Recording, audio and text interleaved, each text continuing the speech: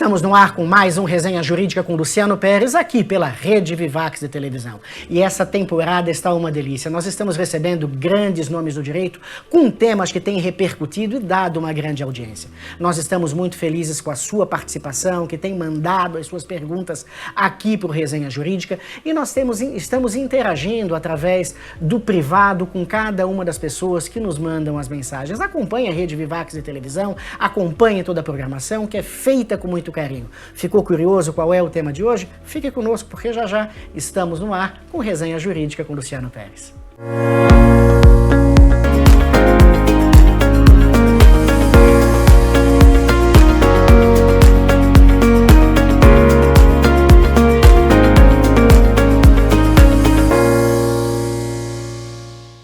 Estamos no ar com Resenha Jurídica e hoje o tema é extremamente atual e estratégico. É uma delícia, vai ser um bate-papo que eu tenho certeza que você vai se identificar. Nós vamos falar a respeito de proteção de dados, nós vamos falar a respeito do direito digital e dos limites no digital.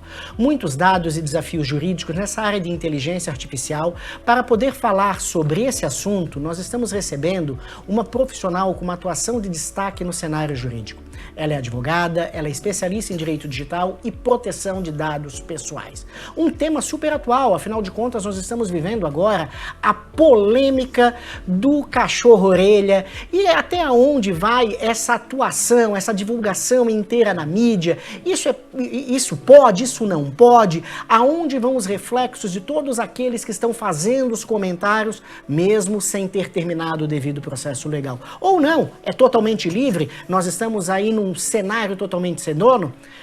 A nossa convidada, ela atua diretamente com os crimes eletrônicos, projetos de adequação à LGPD e governança em inteligência artificial. Foi presidente da Comissão de Educação Digital da OAB de São Paulo e atualmente é vice-presidente de Educação Digital e Inclusão Tecnológica na Comissão de Direito Digital da OAB São Paulo.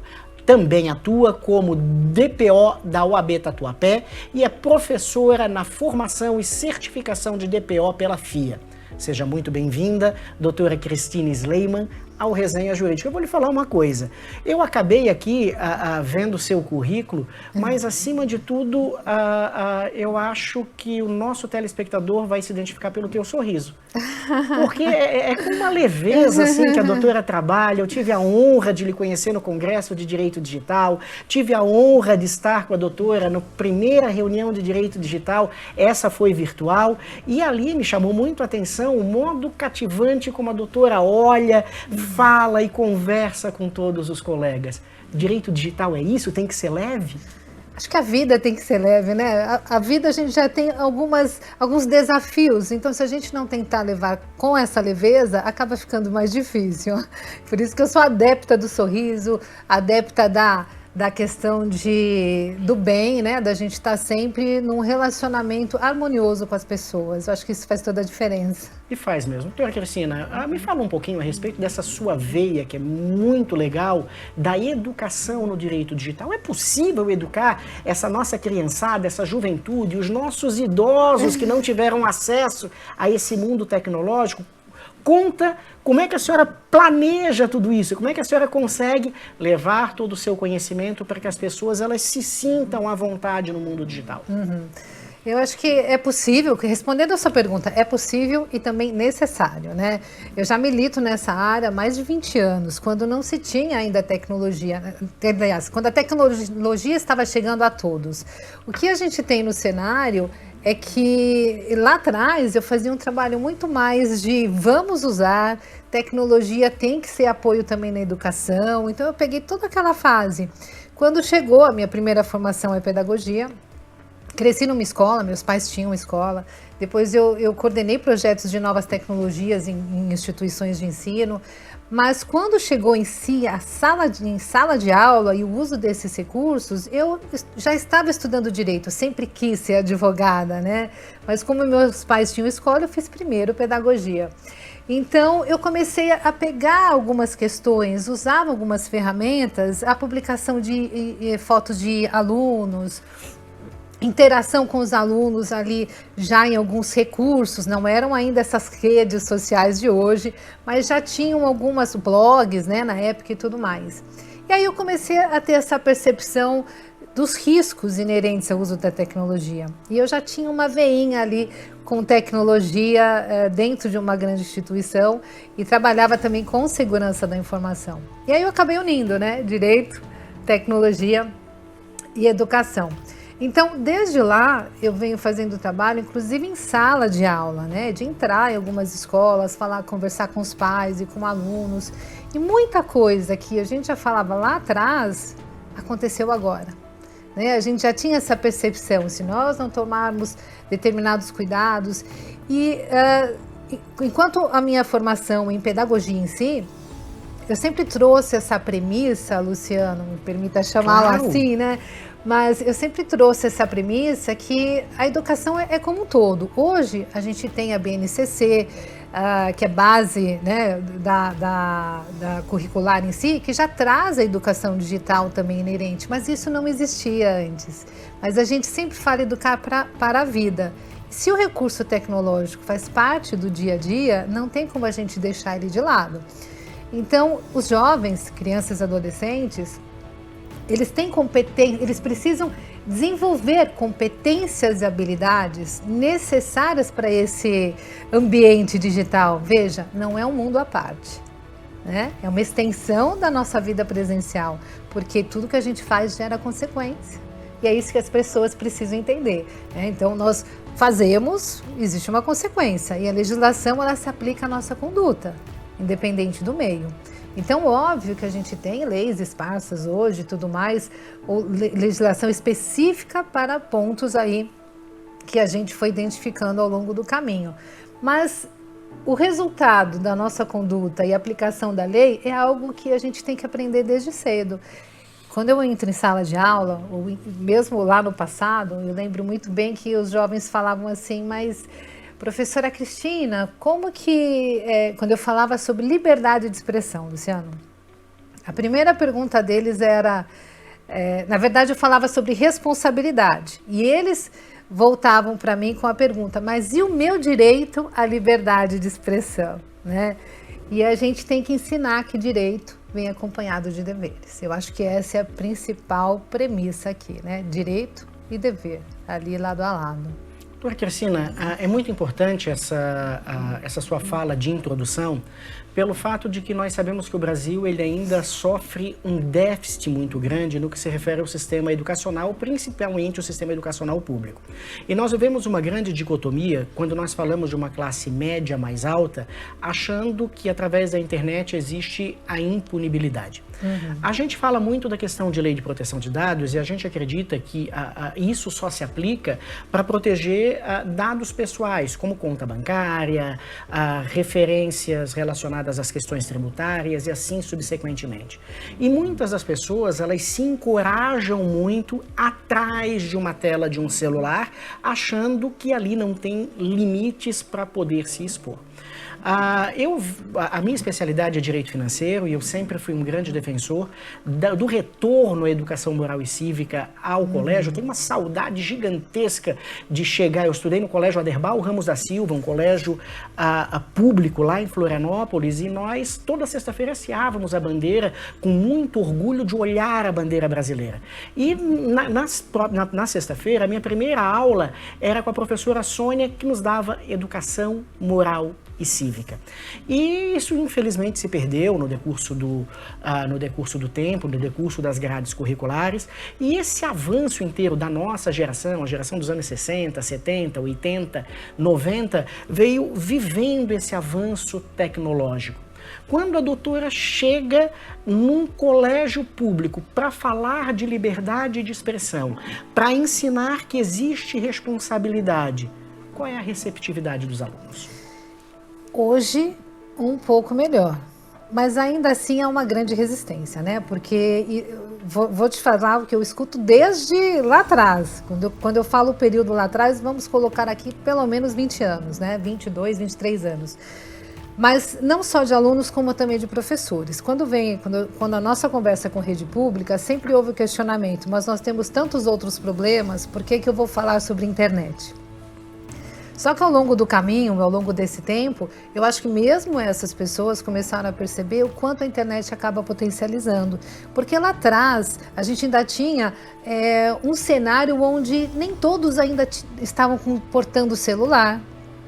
Né? Era o início do celular. Hoje a facilidade, hoje a gente tem um público muito maior, a gente pode acompanhar as pesquisas feitas mesmo, o quanto da população, a parcela da população que já tem celular em idade inicial, né? Então a gente tem um cenário onde há uma certa resistência, mas eu acho que nesses últimos anos houve uma aceitação um pouco melhor, embora ainda haja resistência. Eu queria só fazer um adendo, eu queria fazer um adendo quando a doutora comentou de que hoje a criança muito cedo tem acesso ao celular. Quando se fala de educação digital, não tem que se conscientizar os pais também que estão dando um celular hoje para um filho de 1, 2 anos de idade, quando deveriam estar fazendo uma dedicação de tempo? Como é que é essa receptividade?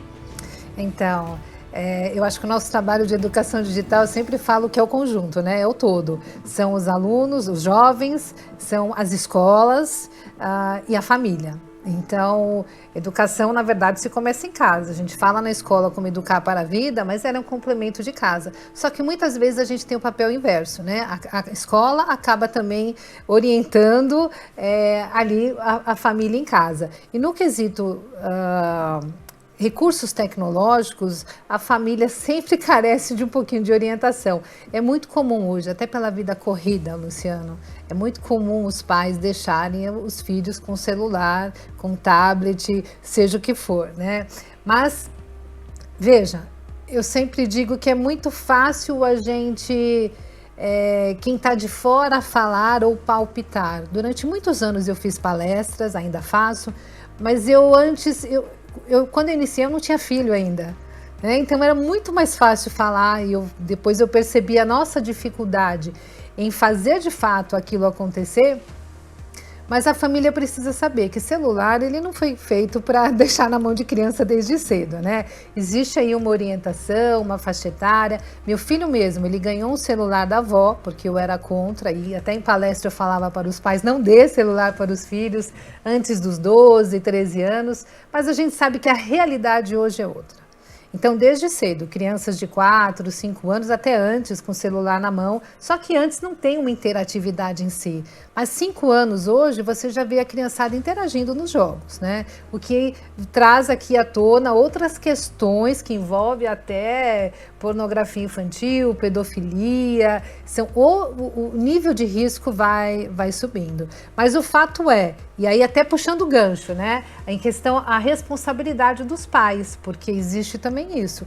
Muito comum pai e mãe chegar para mim e falar, mas e a privacidade do meu filho? A questão gente, não existe privacidade entre os pais e o filho. Existe sim o dever de zelo, o dever de segurança e o dever de educar.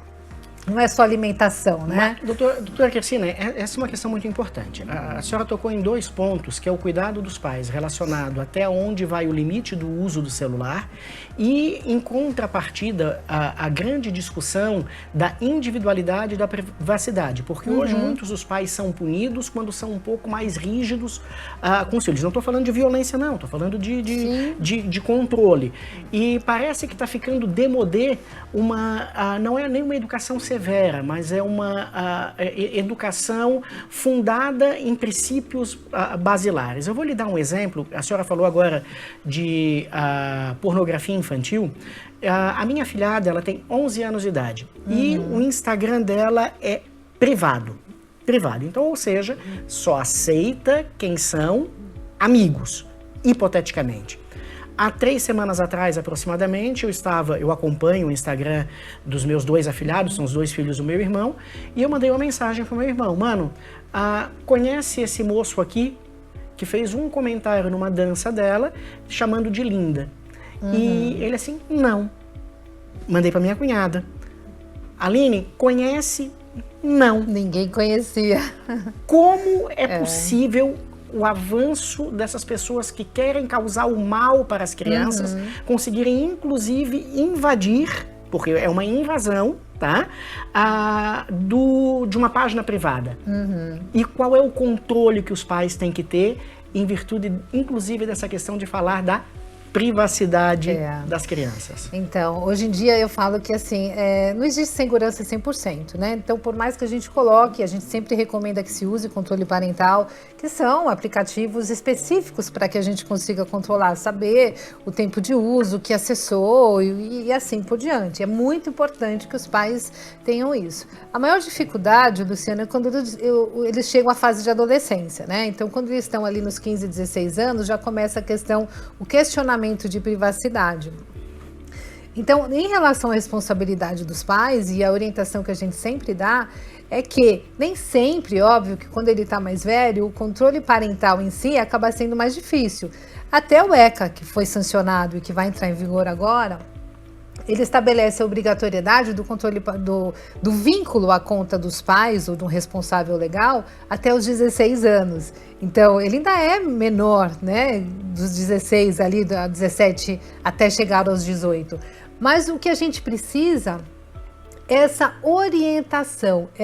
E aí entra aquelas duas palavras que eu usei, competências e habilidades. Por isso que a educação digital é muito importante. Eles precisam entender, precisam aprender, e eles têm capacidade para isso, os riscos existentes. E o que eu preciso fazer? Quando eu me deparo com uma situação de risco, as pessoas não gostam que use essa palavra, né? Risco, mas é risco. Então, quando eu me deparo com essa situação, o que eu vou fazer? Que atitude ele vai tomar? Quando ele se depara com uma situação onde todo mundo está xingando um outro adolescente, uma outra, seja criança, adolescente ou adulto, um professor, amigo de não sei quem, eu vou entrar nesse papo também? Qual é o risco disso? A prática de bullying, a prática de cyberbullying, eu vou participar?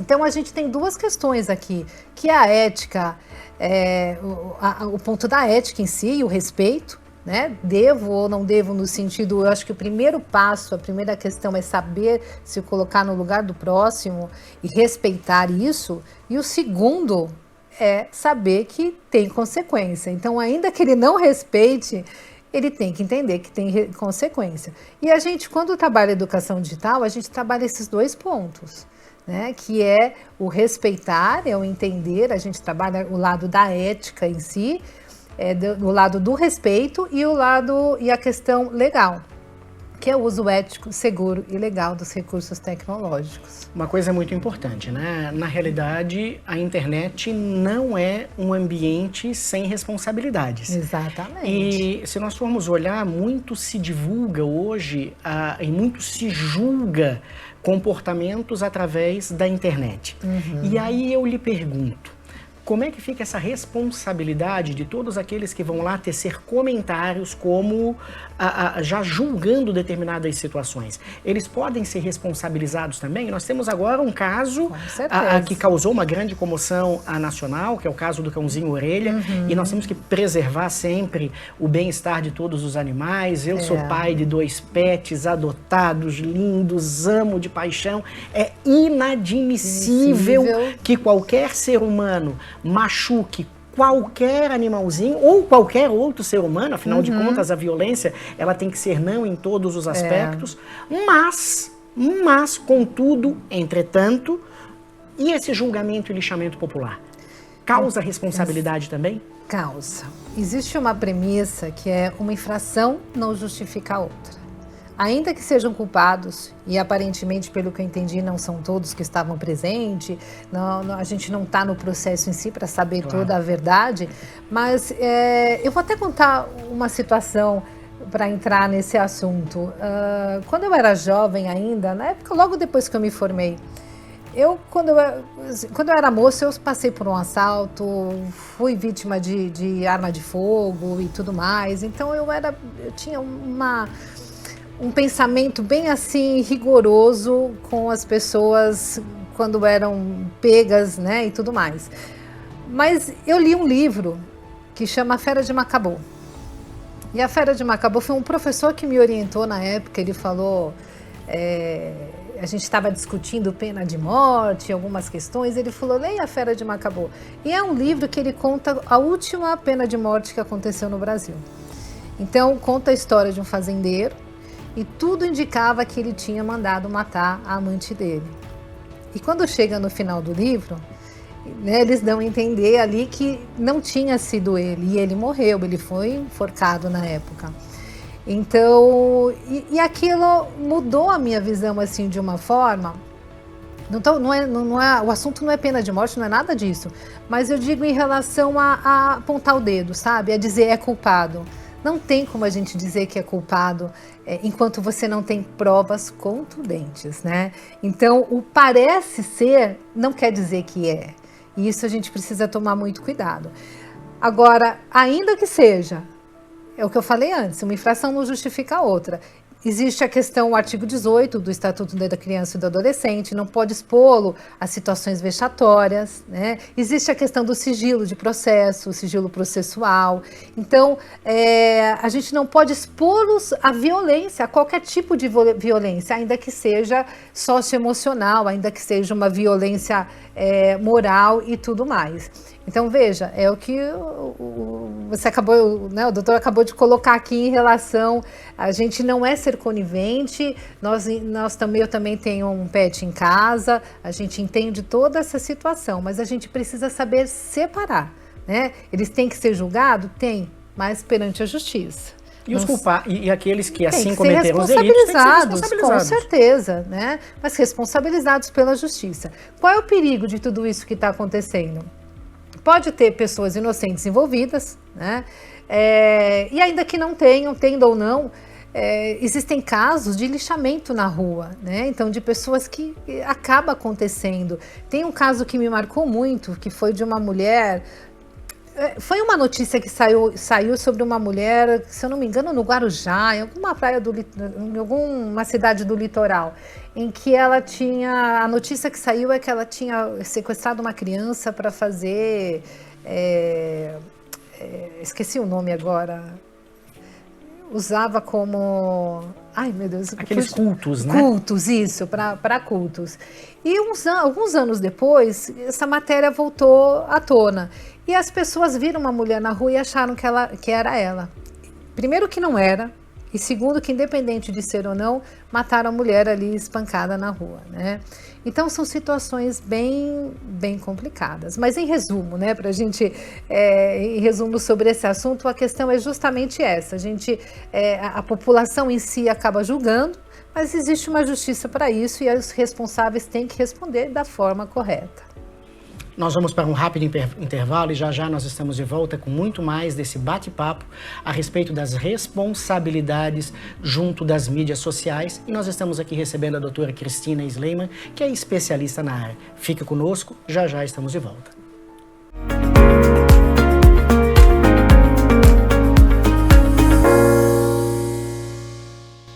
Estamos de volta com Resenha Jurídica, recebendo a doutora Cristina Sleiman e falando a respeito das responsabilidades no direito digital.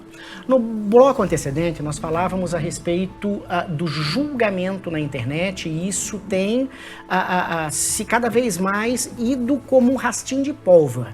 E nós estávamos comentando esse caso que está sendo bastante emblemático aqui no Brasil, que é o caso do cachorrinho orelha, que várias manifestações estão ocorrendo Brasil afora na defesa do interesse e do direito dos animais. Isso é lindo, isso é um propósito, inclusive com a voz de punibilização daqueles que são culpados. Há agora poucos dias, há 2 semanas antecedentes, teve um Fantástico falando a respeito desse caso e depois começaram a sair várias notas nas mídias sociais de que o Fantástico ele foi meio que induzindo ao fato de uma ausência de punibilização. Eu não vi desse modo, eu vi na realidade a história contada e é claro que o pai, inclusive ali no Fantástico, disse que se o meu filho for culpado, ele tem que ser punibilizado e eu não o educo dessa maneira, eu educo para que ele tenha responsabilidade. Mas o pai também está preocupado com a questão da segurança do próprio filho. E uma atrocidade não justifica outra atrocidade. Mesmo que ele tenha cometido esse ato de atrocidade, isso não dá o direito de outras pessoas fazerem esse ato de atrocidade com essa criança, com esse jovem, com esse adulto, com esse idoso, e não importa a faixa etária de quem seja. A justiça brasileira e aos crimes cometidos aqui no Brasil, existe um judiciário que é super sério, competente, por mais que muitas pessoas digam o contrário, nós temos uma justiça que ela respeita o duplo grau de jurisdição, ela respeita o contraditório, ela respeita a ampla defesa, e a partir do momento de uma decisão transitada em julgado, aqueles que são culpados ou que são inocentados vão ter os reflexos das suas decisões. Exatamente. Como é que agora vamos ao olhar dessas pessoas que estão sofrendo todas essas ameaças públicas e assim subsequentemente? Qual é o olhar que tem que se dar a respeito disso? Que a doutora até falava no bloco antecedente, que uma situação não pode levar a outra. Eu acho que a gente tem que tomar cuidado para não voltar na época do olho por olho, dente por dente, né? Então, as pessoas querendo fazer justiça com as próprias mãos não dá muito certo, porque a gente não sai daquele ciclo vicioso de violência. Então, precisa tomar cuidado para que a correção não seja feita da mesma forma, né? E isso vire o ciclo vicioso. Por isso que é muito importante que se deixe a justiça tomar o seu rumo, tomar o seu caminho. Acho válido e importante também a população cobrar, de fato, que a justiça seja feita e que não haja desvios. Isso é o direito de todo cidadão, né? Mas o que precisa tomar cuidado, de fato, é com o sensacionalismo, com o rechaçamento e a violência em si, ainda que seja uma violência moral, né? Uma violência moral. Meu ponto de vista é que é o equilíbrio. A sociedade precisa de equilíbrio. Mas olha a importância disso. Infelizmente, o que dá mídia é quando se tem o sangue e a morte, as pessoas elas olham muito para essa atitude, trazendo mais raiva, mais rancor e mais problemas.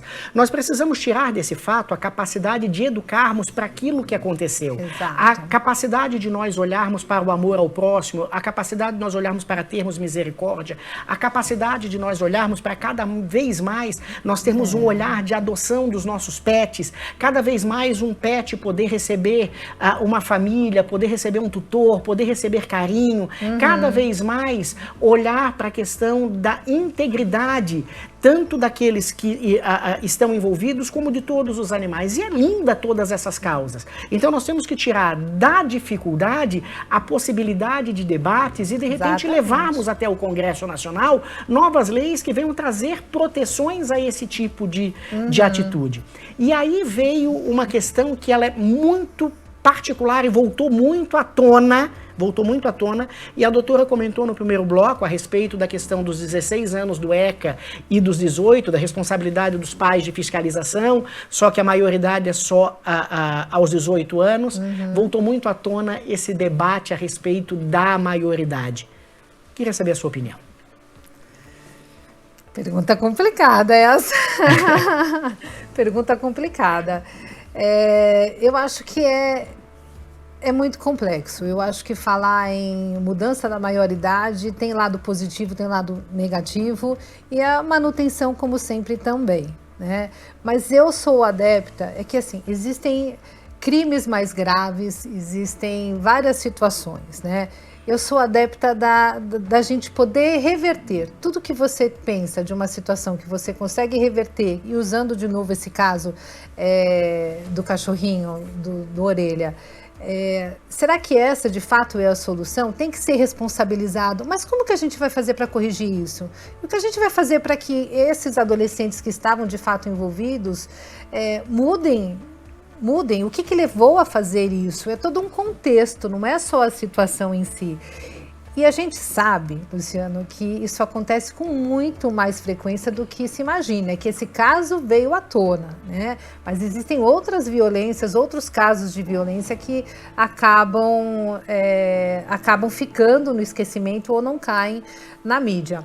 Mas enfim, voltando aqui ao assunto da maior ou menor idade, eu acho meio complicado uma mudança da maioridade. Eu ainda tenho receio, sabe? Eu concordo com a doutora. Eu ainda tenho receio. Eu concordo com a doutora. Afinal de contas, ainda está numa fase de formação. Exatamente. Né? E aí eu vou lhe fazer uma afirmação. Será que esse caso dos menores, tá, com relação à questão da orelha, tendo eles participado ou não traz um olhar muito mais próximo da questão da presença dos pais? Porque uma criança que é rebelde, ela já traz indícios, e a doutora é pedagoga, desde muito cedo. Será que ela não está clamando por uma atenção ou por um olhar? Será que ela não está clamando por um carinho? Porque a conversa, pelo que se tem na mídia, é que já teve uma pequena briga ou depredação de algum local ali na região. E eu acredito que o jovem solto, às vezes, sem uma rédea, ele, até por ainda ser muito jovem, ele não entende os respectivos limites. Eu me lembro da minha juventude, eu saía sim, mas o meu pai ia me levar e ia me buscar. Isso não era cafona. Eu tinha hora para chegar em casa.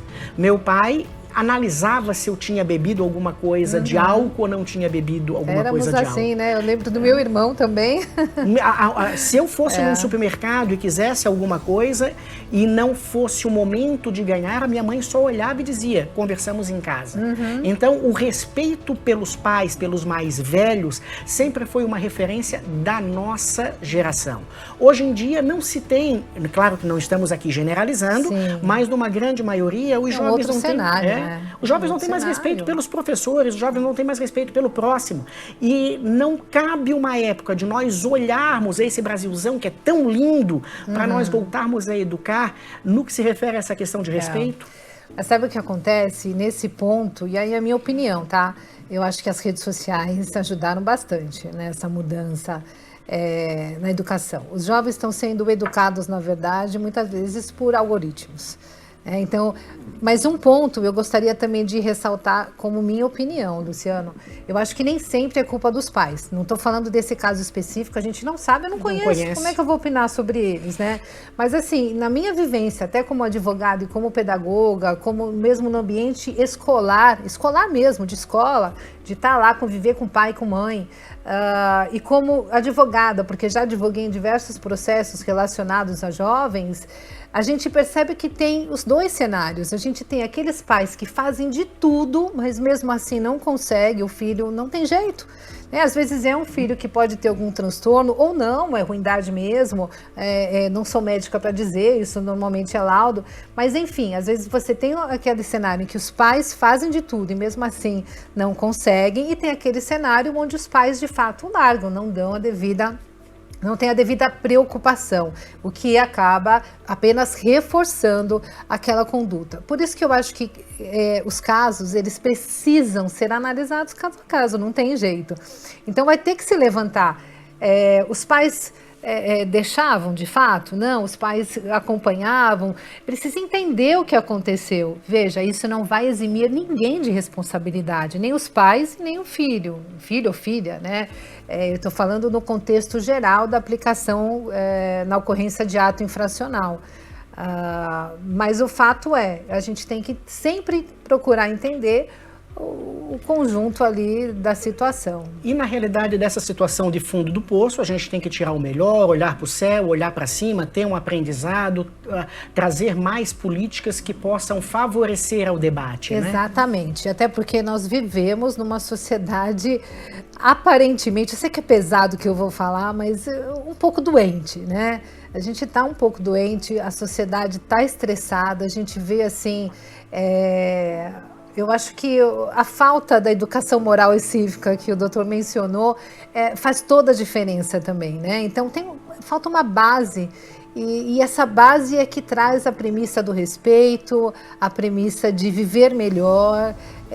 Por que eu vou cutucar alguém, né? Eu acho que as pessoas deviam ter esse pensamento. Por que eu vou colocar a pessoa para baixo se eu posso ajudar, se eu posso levantar? E falta um pouquinho disso nas pessoas, né? E é uma sociedade muito imediatista e egoísta. As pessoas, lógico, não podemos dizer que são todos. A gente vê assim numa maneira geral, mas a necessidade de querer ajudar um pouco mais o próximo, de pensar, de ter mais resiliência e tudo mais. Eu sinto um pouquinho de falta disso. E na realidade todo mundo tem direito a uma segunda chance, né? Basta nós olharmos que esse é um dos maiores ensinamentos de Jesus Cristo. Exatamente. Que deu a segunda chance a Maria Madalena, que deu a segunda chance a São Mateus, que era um cobrador de impostos, que deu a segunda chance a São Paulo, que dá o nome dessa cidade maravilhosa que é São Paulo e abraça todo mundo. Eu queria fazer um salto da educação para crianças e de um outro extremo que é a educação dos idosos. É tão difícil quanto? É mais difícil? Tem muito idoso caindo em golpe? Como é que está esse mundo digital ao redor dos idosos, principalmente no que se refere à questão de golpes e fake news? É um assunto muito importante, Luciano, porque eu vivencio isso no dia a dia, né? Tenho muitos casos, atendo muitos casos. No passado, eu atendi já muitos casos de jovens relacionados à pornografia, né? A compartilhamento de imagens, vídeos íntimos e tudo mais. Hoje, eles já melhoraram um pouquinho nesse entendimento dessas situações, mas os idosos, né? Os idosos estão caindo direto em golpes. Então, os bandidos, entre aspas, eles já identificaram que é um nicho de atuação. E aí, Luciano, quando o idoso cai, ele já entrou na listinha de que esse é nosso cliente. Então, dali um tempo, eles voltam a abordar de novo aquele idoso que já caiu anteriormente. E o que diferencia quando a gente fala aqui dos jovens e dos idosos? Os jovens, eles têm mais facilidade de aprender. Então, quando a gente fala de educação digital, é muito rápido eles entenderem. O que dificulta é o desafio. É a cabecinha deles, porque eles falam, comigo não acontece, né? Ah, não, vou pagar para ver. Mas eles entendem o risco. E uma vez falaram para mim assim, se você pretende mudar o mundo, eu estava numa palestra, fui lá na OAB tudo, mas a doutora pretende mudar o mundo, acha que vai mudar o mundo sozinha? Eu falei, eu não vou mudar o mundo, mas se eu ajudar uma pessoa que seja, eu já estou feliz. Né? Então eu acho que de um em um, de pouco em pouco a gente vai melhorando o ambiente. Então os idosos, o que a gente sente é que às vezes eles não conseguem ainda, por mais que a gente explique, eles não mantêm aquela informação ativa, sabe? Então eles acabam caindo ali novamente nesses golpes. E é muito, muito triste, porque às vezes perdem ou entregam tudo que economizaram a vida inteira. Uma vida inteira. Nós vamos para um rápido intervalo e já nós estamos de volta com muito mais essa conversa fantástica com a doutora Cristina Sleiman.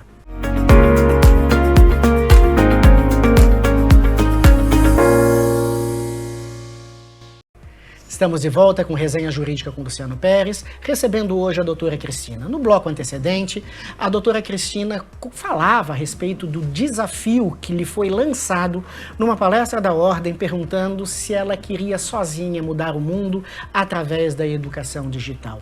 Doutora Cristina, um coração que a gente atinja já é uma modificação de mundo, porque afinal de contas, hoje as mídias sociais, elas acreditam que nós temos que falar para milhares de pessoas, mas se nós atingirmos um coração, esse coração atinge outro coração e outro coração e outro coração.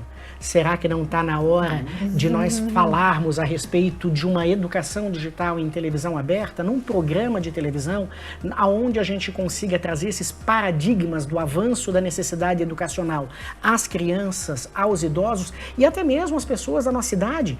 Porque quando nós olhamos, eu, por exemplo, estou completando agora 49 anos e eu tenho uma série de deficiências no que se refere ao mundo tecnológico. Por quê? Porque eu gosto do livro, eu gosto do papel. E a gente segmenta a mente da gente de acordo com aquilo que é mais próximo da gente. Mas a questão hoje dos protocolos digitais, dos processos digitais, das assinaturas digitais, ela já é uma realidade.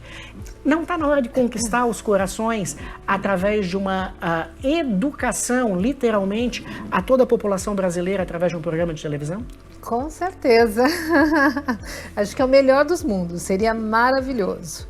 Confesso para você que, olha, já há muitos anos, acho que um dos meus sonhos seria chegar a conseguir levar isso de uma forma mais abrangente, né? Porque a gente vai fazendo essas ações, eu diria que ações isoladas, muito embora muitas delas tem um grande volume de pessoas, não se compara a uma televisão aberta. Eu acho que seria promissor e essencial, seria o melhor dos mundos, realmente.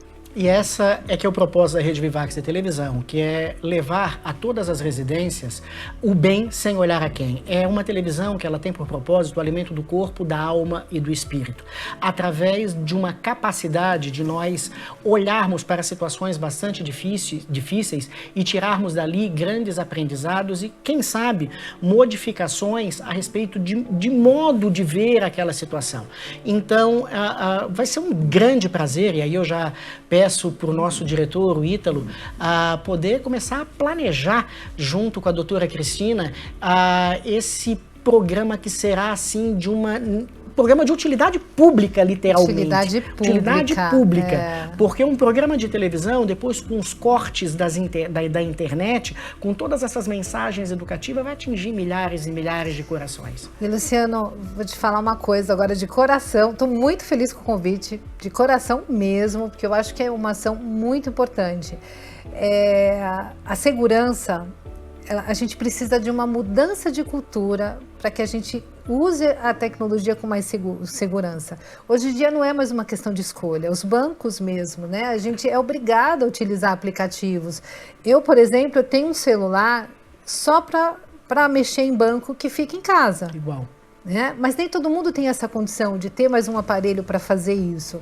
Mas a gente precisa ter um mínimo ali a base de conhecimento para não cair nos golpes, né? Então, às vezes existem situações que está fora do nosso alcance. Roubar o celular, mas ele está bloqueado. O que eu fiz para proteger? Mas existem outras situações que é o caso dos golpes. Então, eu acho que assim, a mudança de cultura, ela acontece com ações continuadas. Não adianta a gente falar uma única vez. Então, o programa aberto e a gente podendo ter esse programa para falar de todas essas situações, pingar, a gente ter sempre um assunto relacionado a isso, que é o que ajuda e fortalece a mudança de cultura, porque o ser humano ele vai absorvendo e quando ele vê, ele já está ali nas boas práticas de proteção. E se nós formos olhar, hoje o direito digital, ele tem reflexo em todas as áreas de atuação da nossa vida, todas elas. Então, quando nós falamos na questão de golpe, nós já podemos começar a pensar nos nossos cartões, aquela aproximação, o que a gente faz para que, se alguém aproxime,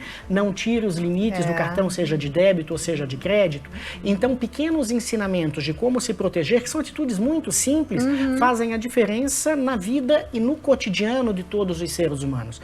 E esse é um reflexo, eu acho, muito gostoso e muito generoso quando a gente tem o conhecimento adquirido através dos estudos e a gente, de livre, espontânea vontade, cede esse conhecimento à grande massa, à grande população. E isso é fazer a diferença. E isso é contribuir com a sociedade, isso é fazer o mundo do próximo muito mais bonito. A partir do momento em que a gente olha pra gente e a gente, a partir daí, evolui. E por que eu estou tocando nesse tema?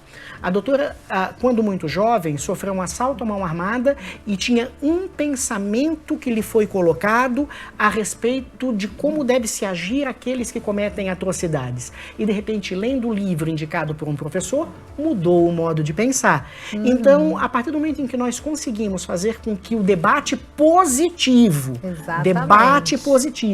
construa uma sociedade mais justa, a gente vai chegar a cada vez mais aquilo que a gente espera de uma sociedade, que é o quê? Uma sociedade com amor, com liberdade, sim, muita liberdade de expressão, mas com muito respeito. Até porque a minha liberdade, ela termina quando começa a liberdade do próximo. Exatamente. Excelente. Eu acho que a gente tem, desde que eu lhe assisti no evento presencial que nós tivemos e agora nessa última reunião, sou uma admiradora, doutor Luciano. Gostei muito, acho que tem muita humanidade, né? A humanização, a gente fala muito da humanização, a tecnologia ela chegou para ficar, a gente não fala mais de futuro, né? O futuro chegou, tudo aquilo que se falava, que a gente via em filme, chegou. O que vem daqui para frente pode ser assustador ou não, assustador no bom sentido e no ruim também. Tudo depende do que a gente quer da tecnologia. E para que isso aconteça de uma forma muito positiva, a gente precisa de muita educação digital e precisa de muita empatia, precisa trabalhar o ser humano em si, né? Não é só Quando a gente fala, não é só uma questão de lei, eu acho que a lei é essencial, mas trabalhar o ser humano em si é humanização, por isso que eu falo humanização. É a tecnologia, mas a humanização ali também, porque a gente não pode deixar de ser quem a gente é. Sabe que uma coisa muito importante, quando a doutora falou agora de lei, me veio uma frase da Bíblia falada por Jesus Cristo, que ele disse: dai a César o que é de César e a Deus o que é de Deus. É basicamente o que nós estamos vivendo no mundo atual. Dai à justiça o que é da justiça, que a justiça julgue. Para isso existem os advogados, os operadores de direito, os delegados, os promotores de justiça, os desembargadores, os juízes, os ministros, todos aqueles que operam o direito. Então, tudo o que acontece dentro das 4 linhas de uma demanda judicial, ela tem que ser discutida nas 4 linhas de uma demanda judicial. E é claro que aquilo que causa uma grande mídia, ela tem que vir para um debate externo, mas para um debate construtivo. O que nós vamos fazer para que isso não aconteça de novo? Exatamente. De repente até levar propostas para que se modifique leis, que se tenham punibilizações um pouco mais severas a crimes que são mais rígidos, até porque o direito digital ele é muito novo ainda, então de repente se fala um pouco de penas mais brandas, mas o grande fato é que é um bebê, então você está conhecendo com o próprio crescimento e com os próprios estudos. E é muito gostoso quando a gente utiliza o direito comparado, porque a gente passa a utilizar os ditames do Código de Processo Civil, do Código Civil, das leis ordinárias, para que se possa ter aplicabilidade no caso concreto. Mas nunca esquecendo que no próprio direito existe o contraditório. Exatamente. E na vida da gente tem que ser assim, tudo com muito respeito, né, doutora? Com certeza. Eu falo que isso se aplica para tudo. O direito ao contraditório é para tudo. Não é só na lei, num processo judicial, né? Mas é um processo administrativo dentro de uma empresa, né? A questão que eu falei para vocês do imediatismo e do apontar o dedo, as pessoas fervem por isso. E responder, sim, ser responsabilizado, com certeza, mas sempre depois do contraditório, sempre mediante ao devido processo legal, né? Se nós formos olhar, doutora, o que está se vivendo hoje do mundo digital não é nada diferente, claro, com uma tecnologia muito mais avançada, do que nós temos há 2000 anos atrás com a vinda de Jesus Cristo. Imagina que toda essa história contada veio por séculos e séculos e séculos e séculos, e tudo a gente recebe hoje nos textos bíblicos. E aqui eu não estou falando de religião, eu estou falando de princípios. E quando nós olhamos tudo isso, basta nós vermos que o mundo está aí. E não é demodê ter respeito. Não é demodê amar. Não é demodê se valorizar. Não é demodê a gente poder mudar o mundo externo através da modificação do mundo interno. Então, isso é muito importante, porque direito digital não é nada mais, nada menos do que energia. Como é que eu vou botar uma energia positiva se eu acordo negativamente, se eu só penso no negativo, se eu só tenho pensamentos destrutivos? Então, a gente tem que começar, através, sim, de uma educação, boas leituras, modificação de posicionamento, a construir um mundo muito melhor. Estou falando uma besteira? Não, eu acho que eu ia complementar. Então percebe, ó, mediante tudo que foi colocado, que isso vem do interior das pessoas, né? Mesmo quando a gente fala do digital, vem da questão comportamental. Então a base de tudo, eu acho que da convivência em sociedade está no respeito. E é o que a gente precisa trabalhar um pouquinho mais, né? Esse lado do amor, esse lado do perdão, o lado do respeito. E o perdão não quer dizer que não haja responsabilização. Eu sempre escutei muito, desde cedo, né? Falavam perdoar, né? A gente tem que perdoar. Não quer dizer que você precisa conviver, que você precise ter a mesma convivência que você tinha anteriormente, né? Mas perdoar faz parte. Eu acho que isso se aplica a tudo na nossa vida. Quem não errou, que atire a primeira pedra. Quem nunca errou, né? Doutora, eu vou lhe fazer uma pergunta que eu acho que todos os nossos telespectadores têm uma curiosidade. Como é que é o orgulho de fazer parte da Comissão de Direito Digital da maior seccional da América Latina? Olha, muito gostoso. Eu tenho histórias muito boas. O Dr. Coriolano, que é o atual presidente da Comissão de Direito Digital, em outro mandato nós estivemos juntos também como presidente e vice-presidente na Comissão de Educação Digital e também de Direito Digital e Compliance. É muito gratificante. Por quê? Porque eu falo que a gente consegue compartilhar conhecimento, né? A gente ajuda a disseminar, mas a gente aprende muito. A vida é um aprendizado, né? Então, esse grupo vasto de pessoas, grupo vasto de advogados, a gente compartilha muito, todo mundo traz o seu conhecimento. Então, a gente tem peritos, a gente tem advogados de diversas áreas, porque o direito digital está inserido em todas as áreas do direito. Se eu te contar que quando eu estava lá atrás, lá no comecinho, eu ajudava muito o advogado de família até, sabe? Briga às vezes até na separação, guarda de filho. Então, começavam a usar e-mail, recursos tecnológicos e todo mundo atrás ali das tecnologias, achando que ninguém ia descobrir quem era. Então, muitos processos de identificação de autoria e tudo mais, né? Mas tudo isso faz parte. Então, por isso que é muito gostoso. A comissão, ela promove estudos e ajuda a disseminar tudo isso para a sociedade. É muito gratificante. Ficou com um gostinho, né? Olha, esse bate-papo ele tá delicioso. Resenha Jurídica com Luciano Pérez, infelizmente ele está chegando ao final, mas todos os nossos telespectadores, todo mundo que faz parte da família da Rede Vivax de televisão, vai ter a oportunidade de não só continuar assistindo Resenha Jurídica com Luciano Pérez, mas em breve estará no ar, nas telinhas da Rede Vivax de televisão, um programa da Comissão de Direito Digital, que já está sendo desenhado pelo Dr. Coriolano e pela doutora Michele, e também com esse convite feito e aceito, que agora vai se começar nesse berço de um novo projeto, junto com o Ítalo, nosso diretor, a um programa específico de educação digital junto com a doutora Kersina Sleiman. Doutora Kersina, deixa uma mensagem para os nossos telespectadores. Bom, primeiro eu quero agradecer o convite de estar aqui, doutor Luciano, e dizer que eu estou muito feliz pela oportunidade, não só desse bate-papo de hoje, o nosso encontro, mas também pelo convite que foi feito. Acho que é uma oportunidade enorme de nós estarmos mais próximos de toda a população e levar conhecimentos essenciais para a vida hoje, que envolve os recursos tecnológicos. E aí, só fazendo o gancho de novo, né, quando me perguntaram se eu queria mudar o mundo, quem sabe juntos a gente ainda consegue mudar um pedacinho, né, algumas de um em um, de grão em grão, de coração em coração, que a gente consiga evitar ainda muita fraude eletrônica com as pessoas. Tá com dúvida?